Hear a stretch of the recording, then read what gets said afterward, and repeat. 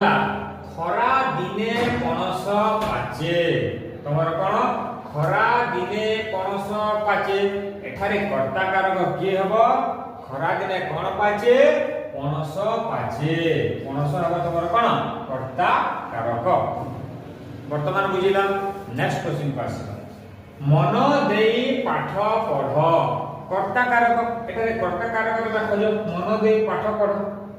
ଏଠାରେ ତ କର୍ତ୍ତା କାରକ ନାହିଁ। कौन हवा कथा? मन दे तुमे पाठ पढ़। एठारे तमे गुटे मिस्टेक होई छि। मन दे पाठ पढ़। कर्ता कारक कोन हबो? मन दे तुमे पाठ पढ़। तुमे हला तमर कोन? कर्ता कारक। हला तृतीय क्वेश्चन को जेते बेला हम आसीबा, शिक्षक छात्र को प्रश्न पचारिले। एठारे कर्म कारक कोटा चिन्ह कहि छि। शिक्षक छात्र को प्रश्न पचारिले।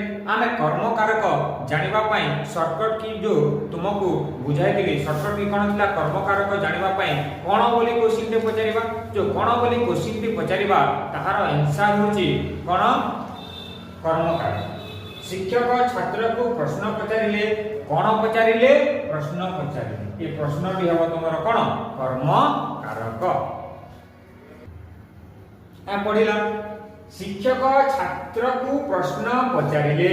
कर्म कारक पाछा होई जे। कर्म कारक जानिबा पे शॉर्टकट की कोन बोली क्वेश्चन ते पचारिबा। जेते बेला में कोन बोली क्वेश्चन ते पचारिबा सेते बेला में जानिबा जे मुख्य कर्म। एठारे दुईटी कर्म रही छि एई वाक्य रे। तमर मुख्य कर्म रही छि, गौण कर्म रही छि। मुख्य कर्म जानिबा पई तमे कोन बोली क्वेश्चन ते पचारिबो एवं गौण कर्म जानिबा पई तमे काहाकू बोली क्वेश्चन ते पचारिबो। बेले शिक्षक छात्र मानकु प्रश्न पचारिले। कर्म कारक हबो तुमर कोन? कोन पचारिले? प्रश्न पचारिले। काहाकू पचारिले? छात्र मानकु पचारिले। एई छात्र हबो तुमर कोन? गौण कारक।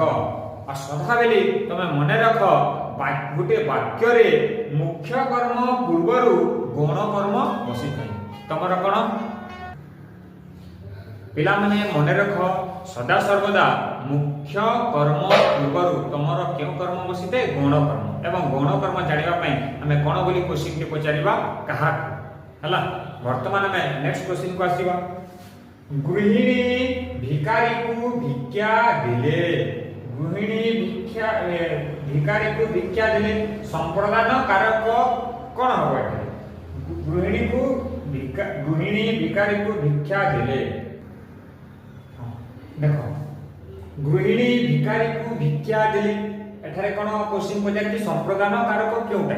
तमर संप्रदान कोइ दिली